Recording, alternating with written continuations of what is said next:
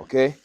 So the question is, why do people's heart stop, and why is it when the heart stops, people immediately, organisms die?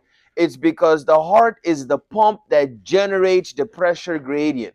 So we have a, good morning, we have a pump, and the pump is going to generate the pressure gradient, creating an area of a high pressure.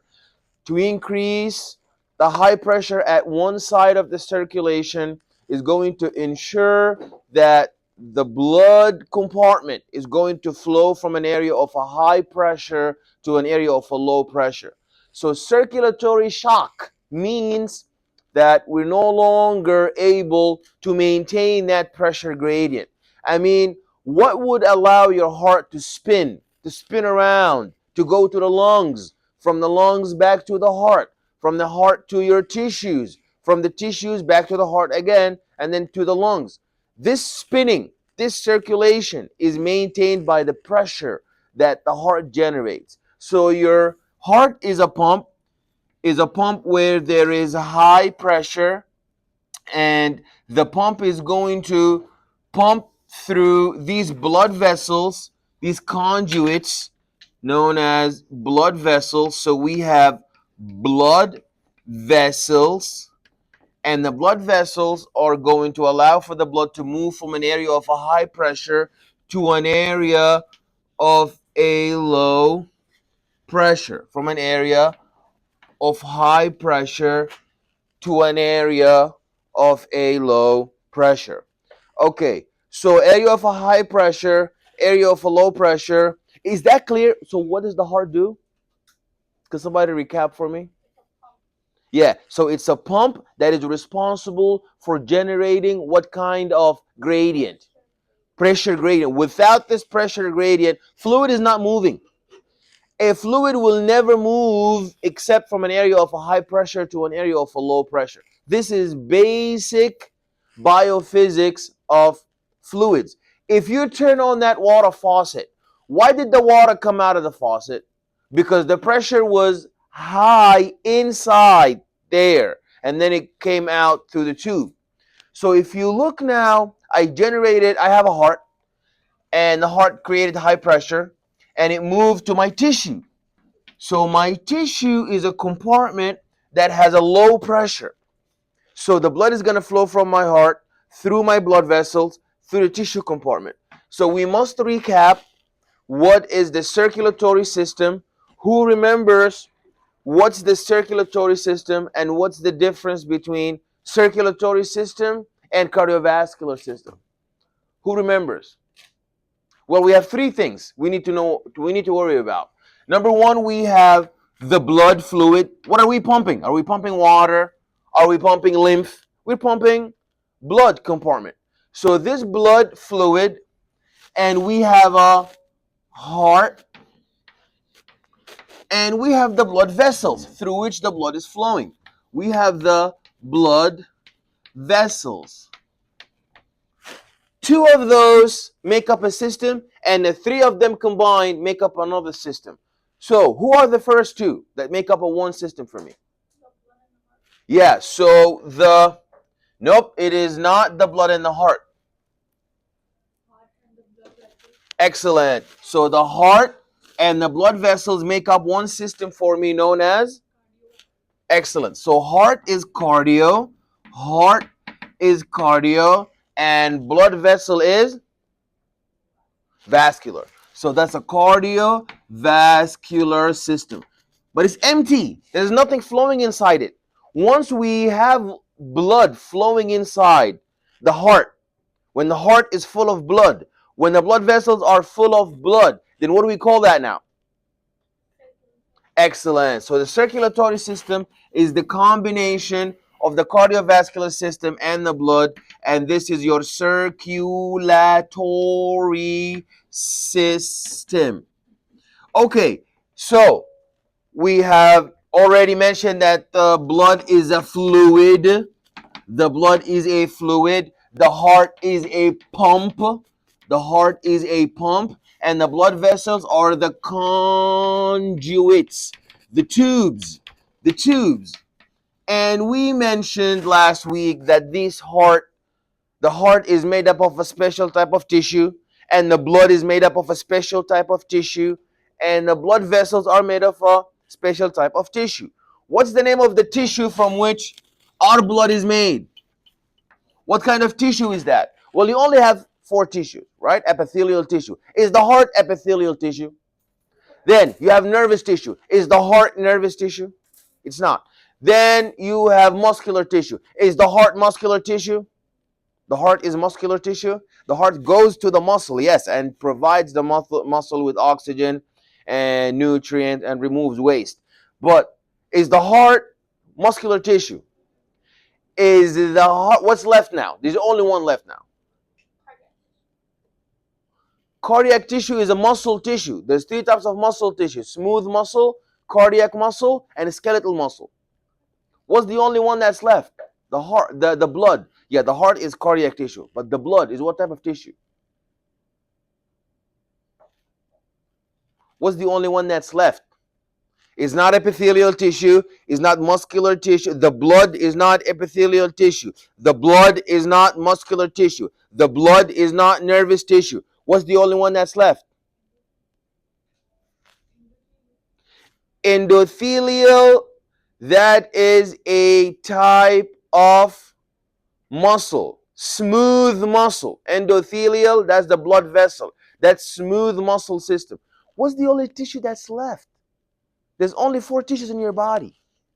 You're either muscular, you're either nervous, and you're either muscular, nervous, or epithelial. The last one is connective tissue. So the blood is connective tissue. The blood is connective tissue. What about the heart? What tissue is that? The heart is muscular tissue, and obviously we have three types of muscular tissue. We have the one that Ekta, your Ekta. So Ekta mentioned one type of muscular tissue, the endothelial, or we call it smooth muscle tissue. The muscular system, we have a smooth muscle tissue like the endothelial tissue, like the blood vessels, That's one type of tissue, that's muscular. There's another muscular tissue. What is that? Besides smooth muscle, endothelial, blood vessels, what is that? What's the second type? There's skeletal muscle. Skeletal muscle tissue. And what's the last type of tissue? Excellent. That's the cardiac tissue. So that's the cardiac tissue. So our heart is cardiac tissue. And lastly, we have the conduits. These tubes. These are blood vessels. What type of tissue are they made up of? Are the blood vessels epithelial tissue? Are the blood vessels made up of epithelial tissue? No. Are the blood vessels made up of nervous tissue? Are the blood vessels made up of connective tissue? Blood vessels. They're endothelial cells. So that makes them smooth muscular tissue. Okay, so now we're gonna learn about this heart. So if you want to learn about the heart, we said from the beginning of this course something that's very important. We said that we inspect every organ system. We inspect every organ system based on two perspectives: anatomy and physiology. So let's look at the heart. Let's look at the heart from the two perspectives. From an anatomy perspective,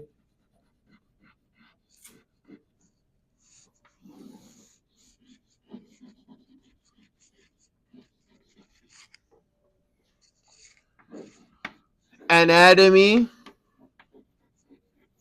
and physiology. Do you guys understand? Am I moving too fast? Am I moving too fast? Just a little. I want feedback. Am I moving too fast? Too fast. Okay. All right. Let me bring it down. Let's turn the knob. Let's relax the knob. Okay. Let's now recap easily and slowly. We have the heart. The heart is the pump. The pump, without it, blood is not moving. So you can have all the blood in the world, you can have all the blood vessels in the world. Your tissue is never getting blood except that you are pumping with the heart. That's why when our heart stops, we die. When there is a heart attack, we die because the blood is there, it's around, but it's not moving. So, we mentioned something that's very important. The heart creates a pressure gradient. You know, there's different types of pressures out there. There's an electrochemical gradient. There is a osmotic gradient. There is a thermal gradient. The heart is dealing with a pressure gradient. So why did the blood move all the way from my heart to my toes? Because the pump is pumping it. Now, if we look at this heart, the heart has a special anatomy. The heart has, if you look at the heart, you will see that the heart has two upper chambers, and two lower chambers. Two upper chambers and two lower chambers. The two upper chambers are called the atria. The atria. So you have a left atria and a right atria. There's no reason that a student who is taking AMP2 doesn't know which one is the left, which one is the right side. Because it's not my left, not my right, not your right. It's the anatomical position. I mean, imagine you go see the doctor and the doctor says, this patient has a palpable nodule on the right lower quadrant. And you take the papers and you go to a doctor in China or in Mexico and they read the papers and they say, this patient has a right lower quadrant palpable nodule. Wait, which right? Is it this right or my right? So in order to solve that, we all have to adhere to the anatomical position. Remember the anatomical position? That's the universal position. The patient could be laying down. The patient could be standing up. You could be laying down. You could be on a Zoom meeting with the patient. Doesn't matter because all of us have to adhere to the anatomical position. So the anatomical position is you stand with both palms facing forward, and this is your right side, and that is your left side. So, is this my left atria or is this my right atria? So that's I'm now superimposing myself on the heart. This is my left side, that's my right side. This is the anatomical position. So is this left or right? That is left. So that's the left side, and that's the right side. We said the two upper chambers are the atria, and the two lower chambers are the ventricle. So that's the left ventricle, right ventricle, that's the right atria, and that's the left atria. That's the first important step. You know your right from your left atria and your right from your left ventricle. Is that clear? You also need to know something, that these chambers are connected with each other vertically only, not horizontally. So the left atria and the right atria have nothing to do with each other. They are not connected to one another. The connection is between vertically, is between the atria and the ventricle. Between the atria and the ventricle. So these are known as valves. Valves. So those valves, like doors, like gates, they allow the entry and the flow of blood. There is one valve that has two cusps. Every valve in your body has three cusps. It's called tricuspid valve. Every valve has has three cusps. But it's very interesting that only in your whole body there's only one valve that has two cusps. And that's why they call it the bicuspid valve. The bicuspid valve. They call it the bi, meaning two, the bicuspid valve. The bicuspid valve. Is that clear? Okay. Remember, you have a left side. This side is the left side, and the other side is the right side. One side is the left side, one side is the right side. Is that clear? Left side and right side never communicate with each other. The only communication is vertical communication between the left atrial and the left ventricle and the right atrial and the right ventricle. Is that point clear? Is that point clear? Now, you have to understand that this heart is dealing with two separate systems. It's dealing with the lungs, and it's dealing with the tissue. It's dealing with the rest of the body, the tissue, your skeletal muscles, your nerve, all the tissue needs blood. No tissue lives without blood. So this is the tissue. This is the tissue compartment. And those are the lungs. So now it's very important for you to know the relationship. Okay? So let's not move too fast. We have three separate compartments that must communicate with each other. Number one, your heart pumping the blood in the blood vessels. And then you have the lungs that are supposed to perform gas exchange and remove all the waste.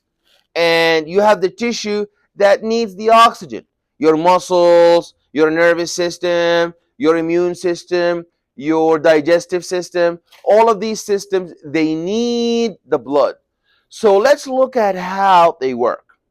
Number one, the left side is going to, so we have two types of blood.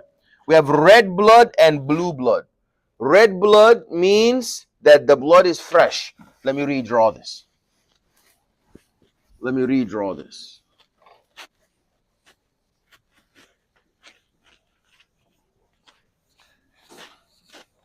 Let me redraw that. Okay. So number one, we have our lungs. We have our lungs. Did everybody get the lungs?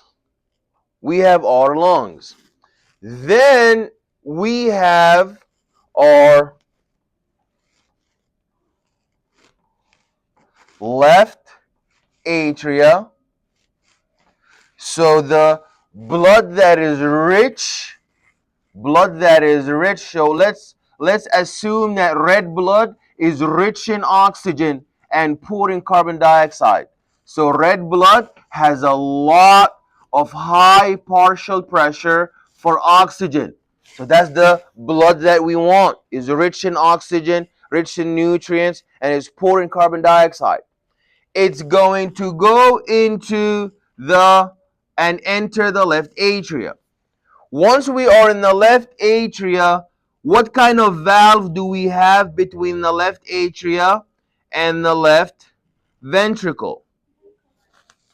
What kind of valve do we have? Yeah, we have the bicuspid valve. We call it the bicuspid valve. Why do we call it the bicuspid valve? Because it has two cusps. You know, they used to call it also the mitral valve. The mitral valve. Okay? So red blood has entered the left atria. Red blood has entered the left atria. Then the heart compresses, and blood flows through the bicuspid valve into the left. Say with me, the left. If that's the top left atria, the bottom is the left ventricle. And then the left ventricle has an outlet, has your aorta, and these are blood vessels that are going to carry blood rich in oxygen to who? They're going to carry blood that is rich in oxygen to your, I'm sorry?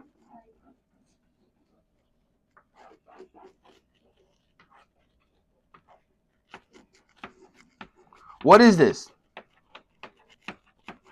That is the tissue compartment. So now this red blood that is rich in high oxygen partial pressure, and since it's good blood, it's going to have poor carbon dioxide. If you are a good blood, you're going to have low partial pressure of carbon dioxide because you don't have a lot of carbon dioxide because you're fresh blood. Now once you are inside the tissue compartment, what's going to happen? Metabolism is going to take place. Metabolism is going to take place. We're going to burn the oxygen. We're going to burn the oxygen in oxidative phosphorylation. And the blood that's going to come out the tissue now, you know, when you order Uber and you order Uber Eats or something that's you're going to eat is going to come into your home. And what's going to come out? Is anything good going to come out in your garbage? Is always going to be something that's very nasty.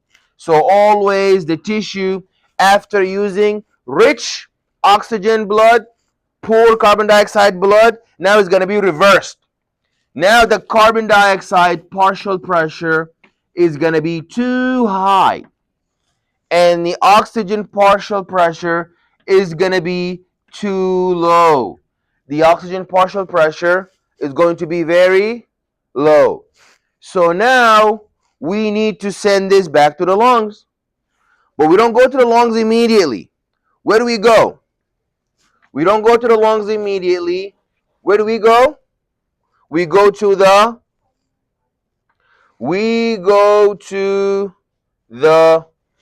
left atria. We go to the left atria. Let me draw the left atria going to the top of the left atria. Then we go to the left atria. We go to the left atria. I'm sorry, we go to the right atria because we came from the left atria. That's the left atria, left ventricle. Now that's got to be the right atria who's going to receive the bad blood. Then bad blood is going to enter into the left atria. Then it's going to flow through this valve. What kind of valve is that? That's a tricuspid valve. And you have your right ventricle is going to be full of deoxygenated blood, and your right ventricle is going to pump bad blood where now? To the lungs. So it is your right ventricle who is going to send the deoxygenated blood back to the lungs. So now the lungs are going to receive blood that is poor in carbon dioxide, has a low carbon dioxide partial pressure, and a high, very high partial pressure of carbon dioxide. This circuit is very important for you to know. You really need to know that. You need to know that we have the lungs. Good blood comes out of the lungs and goes into the left atria. Once it enters the left atria, it flows through the bicuspid valve. And right through the bicuspid valve, it enters into the left ventricle. Then the left ventricle compresses and blood goes into your tissue. So that's red blood. Red blood is good blood that is rich in oxygen, and poor in carbon dioxide. The tissue is going to take that rich blood in oxygen and carbon dioxide and poor in carbon dioxide and perform metabolism. It's going to burn it, perform metabolism. Why does the tissue need oxygen? To make ATP. We are aerobes. We use oxygen in order to make ATP because oxygen is the final electron acceptor where? In the electron transport chain to make ATP. Why do we need ATP? Yeah, so why do we need energy? Why do we need energy in the form of ATP? To power the enzymes. You know, enzymes don't work for free. Enzymes need ATP. So these enzymes that need ATP, they use the ATP to power their function because all of this metabolism needs enzymes. The growth and development needs enzymes. Reproduction needs enzymes. Homeostasis needs enzymes. And enzymes will not work unless there's ATP. And you're never getting ATP unless you have oxygen in the mitochondria. So now, after the tissue uses the oxygen, makes ATP, now it's going to send out the waste, the blue blood. Blue blood is going to be sent into the right atria, and then the deoxygenated blood is going to flow into the right ventricle, and right ventricle is going to pump this deoxygenated blood back into the lung, and the lung will refresh. The lung will take bad blood. The lung will take bad deoxygenated blood and it will convert it into rich oxygen rich blood. Oxygen rich blood. It will increase the oxygen after and it will receive high carbon dioxide and convert it to high oxygen. This circuit, you're really responsible to know it. What happens and this sequence. The steps. Step number 1, good blood enters the heart. Step number 2, the heart pumps it to the tissue. Step number 3, the tissue uses good blood for metabolism. Step number 4, bad blood is shunted to the right atria. You see the arrow went up. The arrow did not go down to the ventricles. No blood enters through the ventricles. It enters through the atria. Then the ventricle. Then step number 5, we go right back into the lung. Is that clear? Questions? You need to know the difference between arteries and veins. Students always confuse arteries and veins. Arteries and veins. What's the difference between arteries and veins?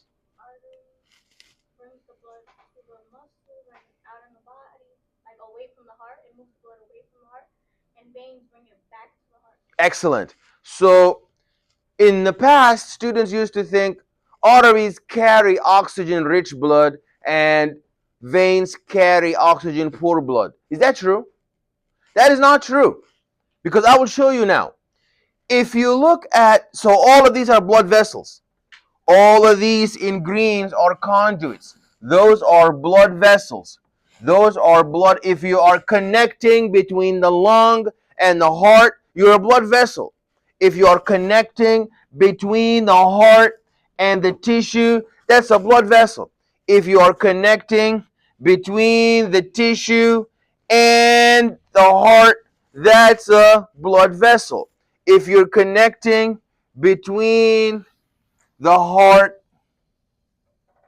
and the if you're connecting between the heart and the lung, that's a blood vessel. Now what kind of a blood vessel is that?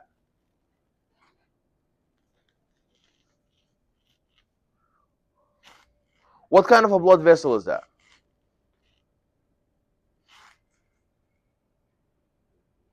So let's look at it. There's one blood vessel carrying blood towards the heart. Towards the heart. So an artery, you carry blood away from the heart.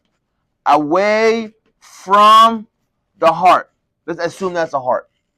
And veins is when you carry blood towards the heart. That's the law. If you carry blood away from the heart, you're an artery. If you carry blood towards the heart, you are a vein. So let's look at this first blood vessel here. This one. Is it carrying blood towards the heart or away from the heart? Towards the heart. Does that make it an artery or a vein? That is a vein. So this one here is a vein. Now let's look at this blood vessel here. That's an interesting blood vessel. Let's look at this blood vessel here. Is this blood vessel here carrying blood towards the heart or away from the heart? This blood vessel here, is it carrying toward or away from the heart? Away from the heart. So is this an artery or a vein? This is an artery. Here, you have this tissue and the heart. So this blood vessel is carrying blood from the tissue towards from the tissue, is carrying blood from the tissue towards the heart. Is this an artery or a vein? That's an example of a vein because we're heading to the heart. And if you look here, you have this blood vessel carrying blood from the right ventricle to the heart, to the lung. From the heart to the lung. Is that an artery or a vein? That's an artery. That's an artery. Is that clear? Is that clear? Now, artery vein. Does that make sense? They have to have more name than that. Because we have two veins. You see? One vein here, one vein there. One artery here, one artery there. So we need to remove the ambiguity. We cannot be ambiguous. So we need to ensure to label them properly. Now, how do you name a vein and an artery? It's based on where it's coming from and where it's going. Both. You're right. Where it's going and where it's coming from. So if you're coming from the lung to the heart, is that systemic or pulmonary? You know the lung doctor is known as a pulmonologist. Dealing with the lung makes you a pulmonologist. So if you're a vein that's coming from the lungs, is that a pulmonary vein or a systemic vein? That's a pulmonary vein. Now we are clear. That's the pulmonary vein. If you're going from the heart to the tissue, so you have nothing to do with the lungs now. It's heart tissue. Heart tissue. Is there any lung here? So is this a pulmonary artery or a systemic artery? That's a systemic artery. Systemic artery. Now, let's look at this vein here. This vein is between the tissue and the heart. Between the tissue, systemic tissues, and the heart. Does it have anything to do with the lungs? It doesn't. So is it a pulmonary vein or a systemic vein? That is a systemic vein. That is a systemic vein. That's a systemic vein. And if you're going from the heart back to the lungs, that makes you, because you're dealing with the lung exon, that's a pulmonary artery. That is a pulmonary artery. So let's go back to the original question. You know, back in the day when students used to think if you carry good blood, you're an artery. If you carry bad blood, you're a vein. That is not true. Because those veins here from the lung to the heart, those pulmonary veins, they carry oxygen-rich blood.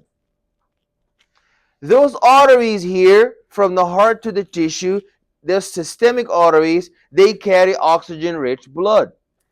If you look here from the tissue to the heart, they carry deoxygenated blood.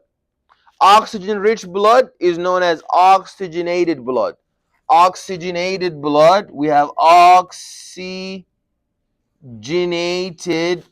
blood and deoxygenated blood. Oxygenated blood and deoxygenated blood. Oxygenated blood and deoxygenated blood. Deoxygenated blood is blood that is moved with a lot of carbon dioxide and a lot of metabolic waste. The pulmonary arteries now are going to bring bad blood back into the oxygenated blood back into the lungs to be replenished. Is that clear? So the function of blood is to do three things. 1, 2, and 3. What are the three functions of the blood that is being pumped by the heart? Number 1, it's supposed to bring in oxygen. It's supposed to bring in oxygen. Why do we need oxygen? For oxidative phosphorylation in the mitochondria, to make a lot of ATP, to power the enzymes, in order for the enzymes to do the homeostasis, in order for the enzymes to do metabolism, in order for the enzymes to do reproduction, and so on. What's the second function of the blood? Besides to provide oxygen, is to provide nutrients, hormones, electrolytes, vitamins, everything the body needs. And lastly, what's the last function of the blood? Is to remove the waste. Is to remove the negative waste. Imagine your blood is just bringing in good stuff, but it's not removing, like a sanitation, removing all the waste. So then the waste is going to pile up severely. It's going to pile up on the surface of your tissue compartment. Is that clear? You need to know that really well. Okay. So we mentioned that, cardiology, ology is the knowledge of, and cardiovascular, and cardio is the heart. Cardiology is the study and the knowledge of the heart and its disorders. The cardiovascular system is going to consist of the heart and the blood vessels. And we mentioned that the heart is a pump that keeps the blood flowing through the vessels. We discussed the arteries. These are all the vessels that carry blood away from the heart. That's the law. If you carry blood away from the heart, whether it is oxygenated blood or deoxygenated blood, you still are an artery. Vein is all the blood vessels that are carrying blood towards the heart. The capillaries are microscopic vessels that connect the smallest arteries to the smallest veins. They are microscopic vessels that connect the smallest arteries to the smallest veins. So the circulatory system refers to the heart, the vessels, and the blood. Now, we have two circuits. We mentioned that. We have a pulmonary circuit involving the lung, blood coming to the lung to be replenished with oxygen and carbon dioxide to be removed, and blood returning to the heart. So, if you're dealing with the lung, that's a pulmonary circulation. If you're dealing with the tissue, that's a systemic circulation. Now, if you look at this figure there, so you see that there is three compartments. You see the lung, we drew that. You see the lung, and you see the heart, and you also see the tissue compartment, the rest of the body, the glands, the organs, the organ systems. that require and need this blood. You see two halves of each circulation. So we have two circulations. We have a pulmonary circulation dealing with the lungs, exclusively dealing with the lungs. And you have a systemic circulation exclusively dealing with the, we have a systemic circulation that's exclusively dealing with the tissue compartment. Now, each circuit is made up of two halves. One half is dealing with deoxygenated blood, and the other half is dealing with oxygenated blood. Let's look at the pulmonary circuit. The pulmonary circuit, no matter which circuit we're looking at, the heart is always going to be part of the circuit. So you either have a circuit where blood and the lungs are circulating, or you have a circuit between blood and the system tissue. So no matter which circulation are you looking at, the heart is going to be a component in that circulation. Pulmonary circulation is heart plus the lung. Systemic circulation is heart plus the tissue, systemic tissue. Okay? That's the systemic circulation. You see, in the pulmonary circulation, you had the heart and the lung, blood circulating between the heart and the lungs. But when you look at systemic circulation, you have blood circulating between the heart and the tissue compartment. Now, where is the heart located? The heart located in a place known as the mediastinum. The heart is located at a place known as the mediastinum. The heart is located in a place known as the mediastinum. What's the mediastinum? You have the lungs, that's the first lung, and that's the second lung.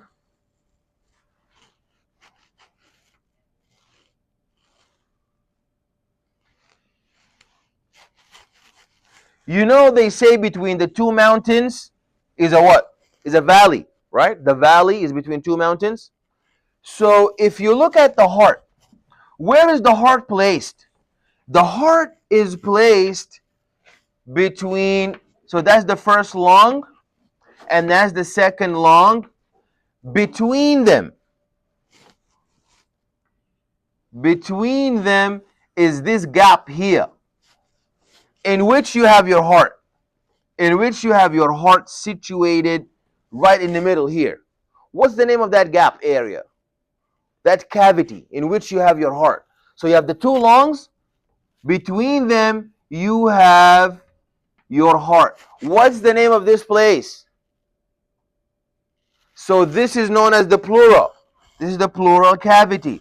That's the pleural cavity. And in the center, what do you have? This place here is called the mediastinum. That is known as the mediastinum.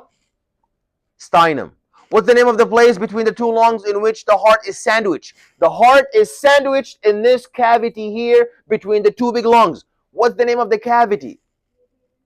Yeah, the mediastinum. The heart has a base and has an apex. You know, the apex is the pointy, tapered top. So the lung has an apex at the top and the base at the bottom. But the heart is inverted. The heart has a base at the top. And an apex in the bottom. Has a base at the top and an apex in the. Is that clear? Okay, guys. So now let us examine how the heart operates. So this is to show you where exactly is the heart located. The heart is located right behind the sternum. So the sternum is more anterior, ventral to the heart, and then the heart is posterior, dorsal to the sternum, and Right below the heart is the diaphragm, which is a muscular sheet. A muscular sheet. The diaphragm is a muscular sheet. The diaphragm is a muscular sheet, and this muscular sheet is going to press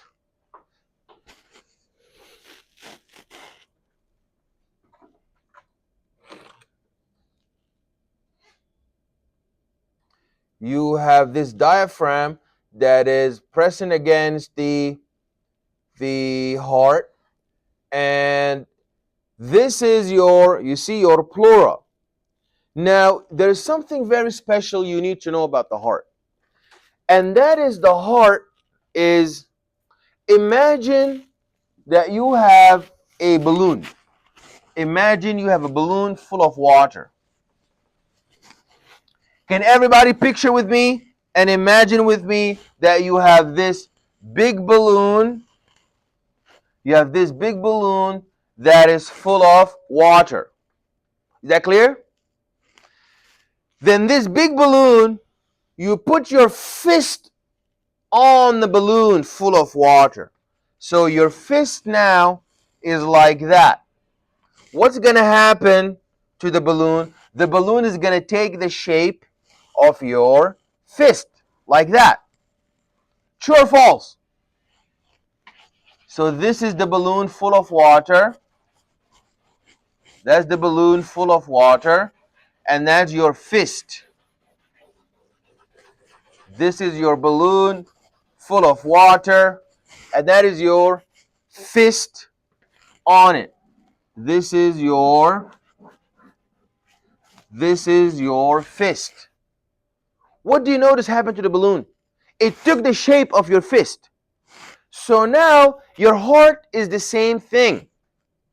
Your heart was inserted into a sack full of serous liquid. Serous means liquid. Serous sac, liquid sac. This liquid sac is known as the pericardium. The pericardium.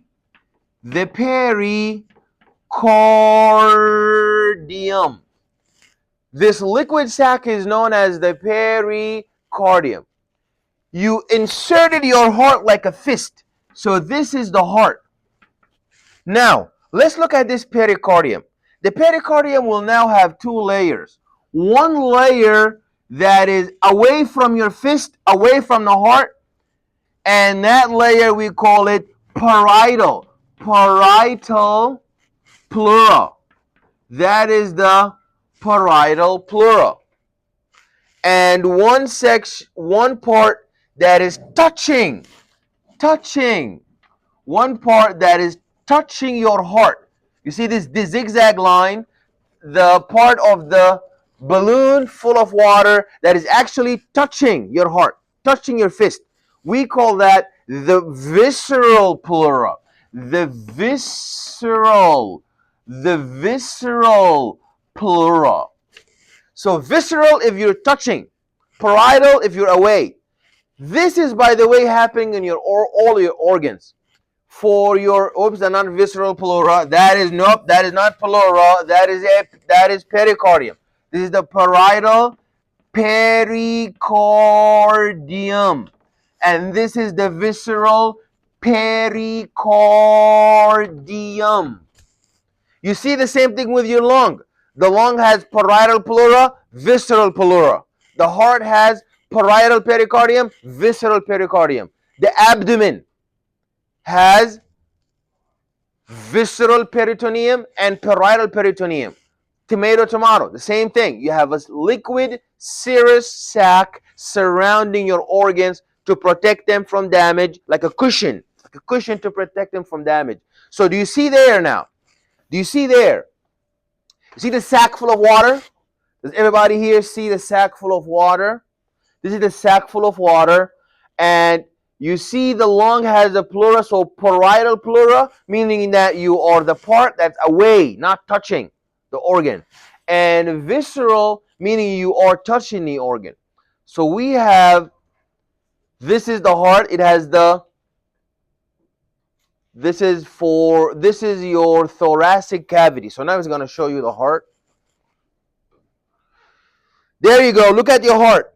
You have two types of pericardium. You have your parietal pericardium away from the heart and visceral pericardium that is towards the heart. So the visceral layer of the pericardium has another name. The visceral layer here, you know, we have a visceral pericardium. This visceral pericardium has another name. What is it? The epicardium. The epicardium. So those are equal. Visceral pericardium and epicardium are the same thing. They are interchangeable. The endocardium, so now you're no longer talking about a balloon or a sac or a serous fluid. Now you're talking about the heart itself. So the endocardium is the layer of the heart. The layer of the heart, endo, meaning it's all the way inside, intimate with the blood. Remember the meninges when you had the pia mater? Right on top of it is the arachnoid mater. Then right at the very top, superficial, you have the dura mater. Now when you look in the heart, it has something similar to that. So the bottommost layer of your heart is known as the endocardium. The middle layer, the layer that is on top of it is known as the myocardium. Then all the way at the surface, you have your fibrous pericardium. You see the fist in the water balloon that I was talking about? Everybody sees where my mouse is. Just like a fist is inserted into the water balloon, you have the heart inserted into the sac. Now, if you look at the heart of a human cadaver, obviously the heart is a muscular tissue. But does that mean it exists on its own? It has no relationship to any other types of tissues, no nerve. Obviously, the heart is highly innervated. How does the heart beat? Because of the nerves bringing the action potentials, causing the heart to contract. So the heart is associated with nerves. The heart is associated with fat tissue. What's all this yellowish, whitish tissue around the heart? What is that? That's fat. That's lipid tissue. Why do we need lipid tissue on the heart? In order to provide the heart with energy. So we burn down the lipids for energy. And we need the lipids for structural support. We need the tissue for structural support. So if you look here, you should be able to look at a heart of the cadaver and recognize. You see these two chambers here? These two chambers, these are your left ventricle and your left ventricle and your right ventricle. That's your left atria and your right atria. Is that clear? So now you see that the apex is the heart is the more pointy. Which part of the heart is pointy? Is this bottom one or the top one? The apex is the one that's pointy to the bottom. And the base is the one that's... So what are these big vessels coming out the heart? This one is the aorta, bringing blood away from the heart towards the tissue. And this big blood vessel is bringing blood into the tissue. Yeah.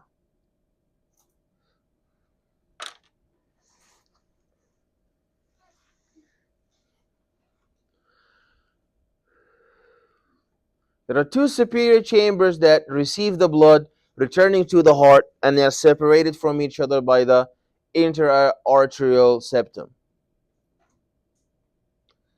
There is the interventricular septum. You have the right and the left ventricles. So the right and left atria are separated from each other by the intraatrial septum. So the two atria, we said, they do not communicate with each other. The right atria, the left atria, they do not communicate with each other. Unless you're a baby in your mom's womb, we will talk about that in the end. When you are in the womb of your mom, your blood circulation is different because you don't breathe air, your own lungs are not working, you're reliant on your mom's circulation. So God will make for you some adjustment to help you survive. Like there's going to be a hole between the two atria. So blood is going to flow from the right atria into the left atria and then to your mom's lung to be replenished with oxygen to survive, to help you survive. But once you're born, do you need that hole anymore? Do you need that hole again? So it has to heal. But some children, they have the disease, that hole never heals. So when that hole never heals and you have a hole between the right and the left atria, what's going to be happening to both blood? It's going to be mixing. So now you're going to have oxygenated blood mixed with deoxygenated blood. And the tissue of the baby is going to be getting good blood mixed with bad blood. So the tissue is going to be under a lot of metabolic stress. So that hole needs to be shut. Only open when you're inside. But once you come outside the mom's womb, then it needs to be shut down. And it's shut down naturally. It heals on its own. But some children, they need a surgery to shut it down. You need to know this structure really well. They were nice enough to put for you the colors, red and blue. They didn't need to because you should already know.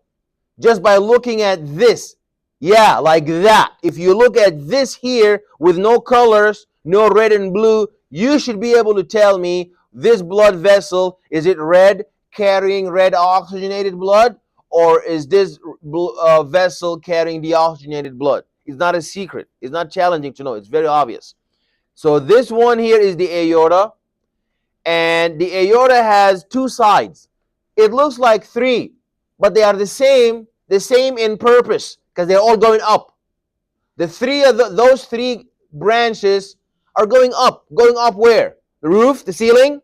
They're going up to your brain to give your brain a lot of blood because your brain needs a lot of oxygen, needs a lot of glucose. What about this turn down here? This turn. That means we're now going to bring blood to the lower extremities, to the bottom of the heart. Is that clear? Are we clear? You guys need a break? What's happening? What's going on? Like some of you are looking blurry. Everything, okay, we continue? Okay. So, if you inspect this heart anterior view, what is this yellow capsule around the heart? That's the fat. It's very important to have fat around the heart as a capsule to protect it from damage. And also, we need to ensure that, we need to metabolize the fat. But if you have too much fat, what's the problem now? If you have too much fat, why do we not need too much fat around the heart? It gives too much energy, and if you are burning it, then welcome. The more you burn, the more fat you have, no problem. But the problem is when you take in more fat than you're burning. Yeah, it's gonna be like atherosclerosis. It's gonna clog the inside of the arteries, and blood is not gonna be passing, not gonna be flowing. Okay, so that shows you the pulmonary veins. So these guys are bringing blood, rich blood, back into the heart. These are the left pulmonary veins bringing rich blood into the heart. And that's the aorta. Okay, so now we look at the left pulmonary artery, and this is the aorta. And if you look, that's the left ventricle and the right ventricle. Who do you think are they equal size? Are both of your ventricles equal size? Is the left ventricle equal in size to the right ventricle? Absolutely. They're not equal in size at all, because the left ventricle is pumping to the whole body systems, while the right ventricle is only pumping to where? To the lungs. Lung is like around a corner, so it doesn't need to be that big. But the ventricle of the left side needs to be really big because it's pumping all the way to your toes, very far. What's the name of the septum between the two atria? Interatrial septum. What's the name of the septum between the two ventricles? Interventricular septum.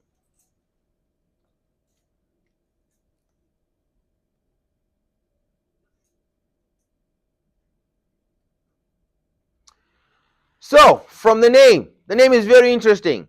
Atrioventricular valve. Atrioventricular valve. From the name, what kind of valve is that? Atrioventricular. Atrioventricular. That means it's between who and who?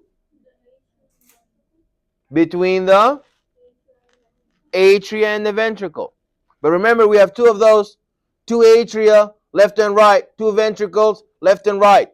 That's why we have a bicuspid for the left side. Between the atria and the ventricle of the left side, you have the bicuspid valve. And between the atria and the ventricle of the right side, you have the tricuspid valve.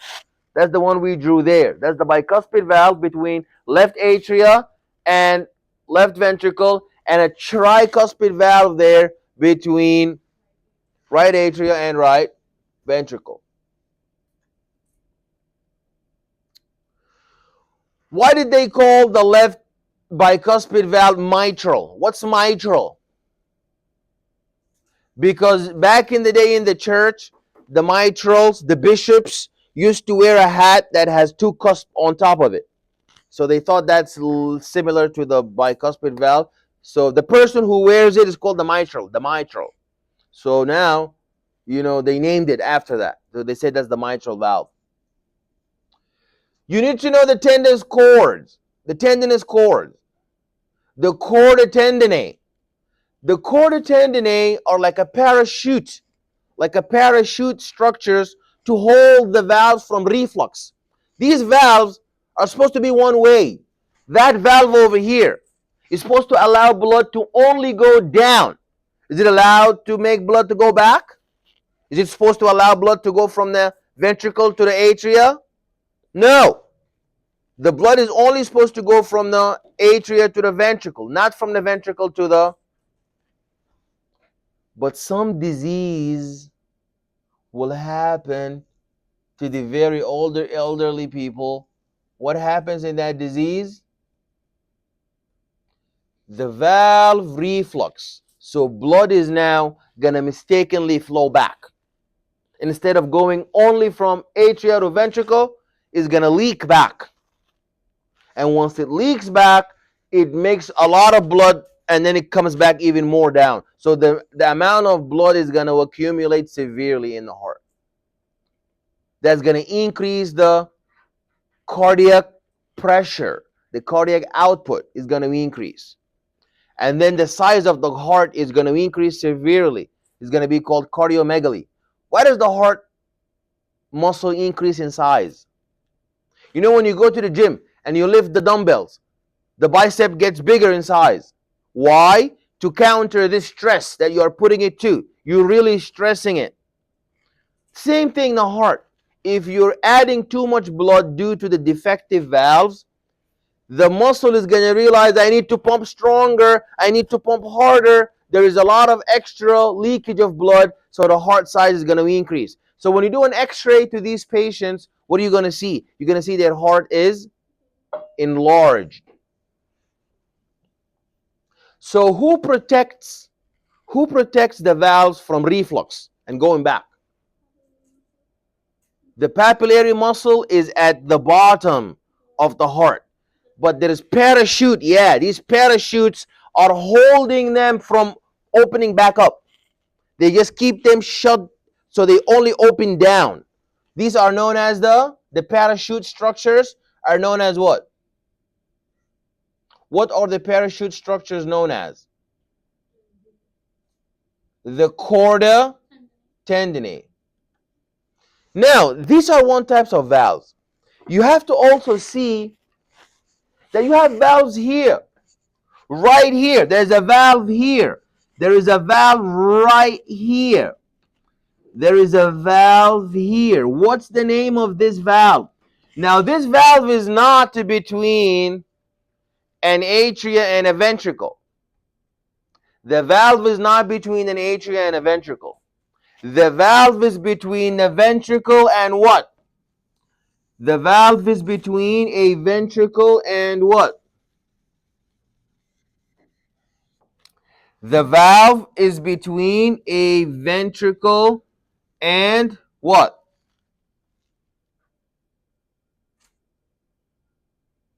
This valve here is between a ventricle and what? I'm sorry? Yeah, between the ventricle and the aorta, between a blood vessel. That's the tricuspid valve. What do we call that kind of valve? Semi-lunar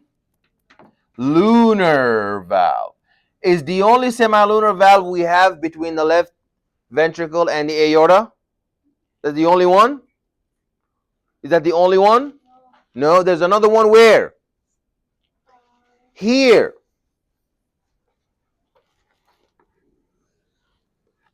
There is another one here.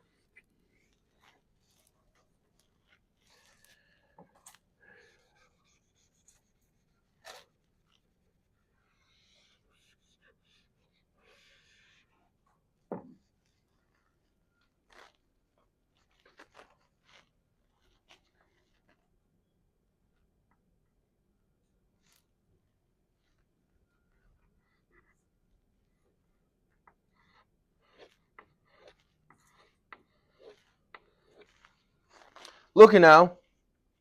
There is another valve between the right ventricle and the right ventricle and the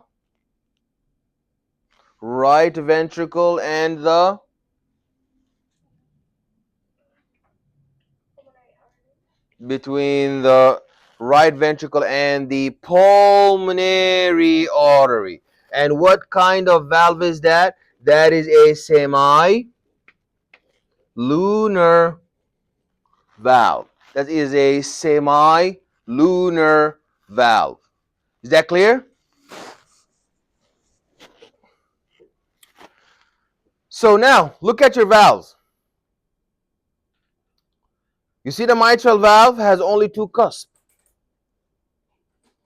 The mitral valve has only two cusps. And the tricuspid valve has three cusps. The aortic valve has three cusps, and the pulmonary valve has three cusps. Everybody look where my mouse is, please. Is everybody paying attention? Which of these four valves, 1, 2, 3, 4 valves, has two little holes on them? One of these four valves has two holes on its cusp. Yes. Yes, so the coronary arteries are coming out of these holes. Excellent.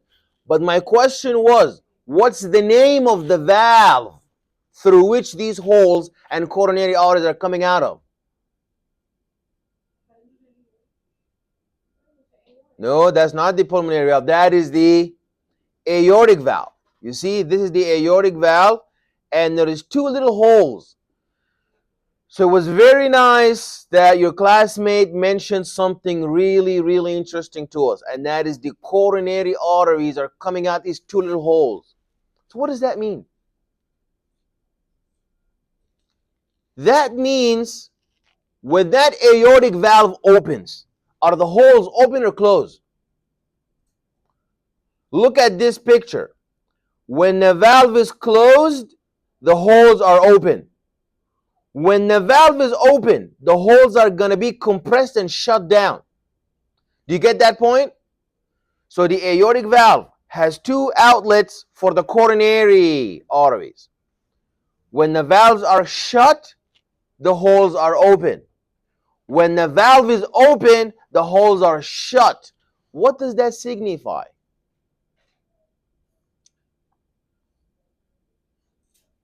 What does that signify for us? That signifies for us that what do the coronary arteries do?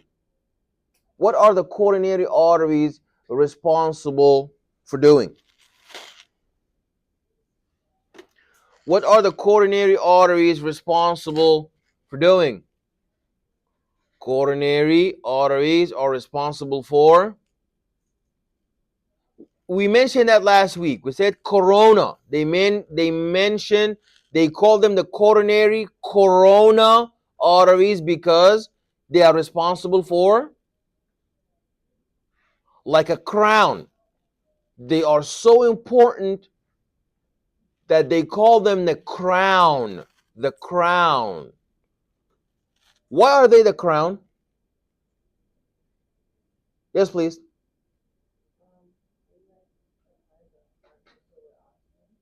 Excellent.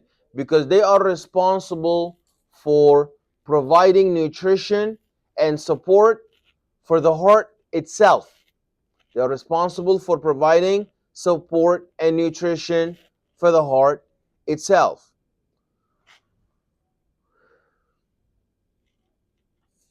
Now, what are these parachute-like structures?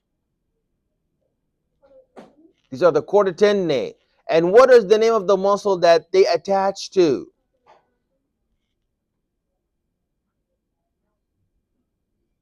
So this is now, you need to know those 11 steps.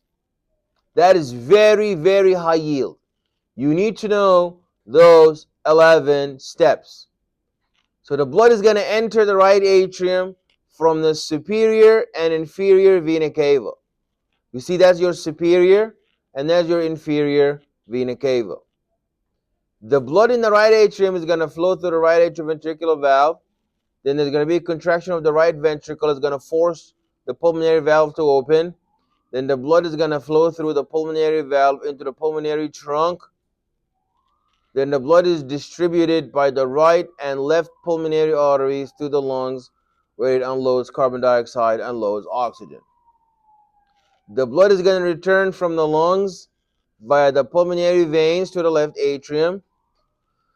And the blood in the left atrium is going to flow through the left atrioventricular valve into the left ventricle.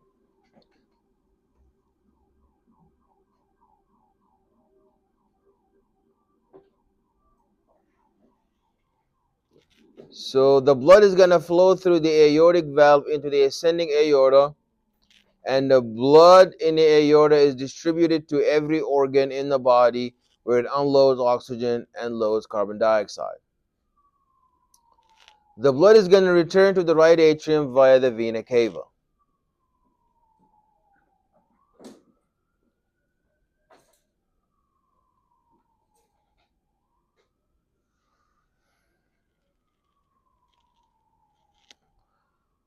So the heart has its own supply of vessels to deliver the blood to the myocardium.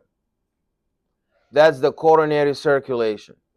So the atrial supply is, you have the left coronary artery, and it's going to branch off to the ascending aorta, and we're going to have the anterior interventricular branch and the circumflex branch. These are your coronary circulation. So the coronary circulation. Coronary circulation is responsible for providing oxygen, providing support and nutrition, and removing waste from the heart itself. So the left coronary artery is going to branch off the ascending aorta. There's going to be anterior interventricular branch, where there is a left anterior descending branch, and it's going to supply blood to both the ventricles and the anterior two-thirds of the interventricular septum. The circumflex branch passes around the left side of the heart in the coronary sulcus, and it gives off the left marginal branch and then ends on the posterior side of the heart. It supplies the left atrium and the posterior wall of the left ventricle. There's a right coronary artery. It branches off the ascending aorta.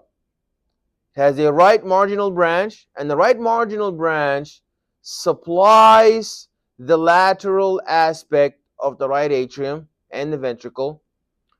And there is a posterior interventricular branch, and that supplies the blood to the posterior walls of both ventricles and the interventricular septum.